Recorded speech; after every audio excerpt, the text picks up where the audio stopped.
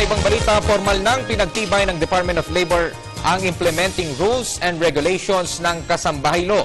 Ito'y sa pamamagitan ng ceremonial signing na pinangunahan ni Labor Secretary Rosalinda Baldos sa punong tanggapan ng DepEd sa Pasig City. Sinabi ni Baldos na ang Kasambahay Law ay isang makasaysayang legislasyon na kumikilala sa mga kasambahay bilang tunay na manggagawa.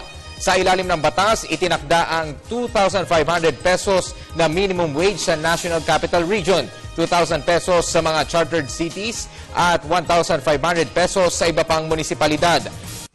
Ng mga kasambahay ng 13th-month pay at 5 araw na incentive leave with pay makaraan ang isang taong paglilingkod.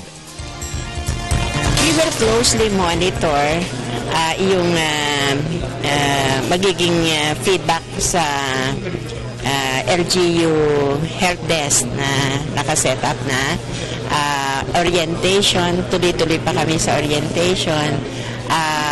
Pati yung mga implementer, ititrain din namin ng husto at pati yung mga employers ay kailangan pa rin namin balik-balikan para talagang grounded sila kung ano yung sinasabi ng batas. But tulad ng sinasabi ko, we will never stop reminding them na ang totoong success ng relasyon ng kasambahay at ng kanyang employer ay doon sa tiwala at paggalang nila sa isa't isa.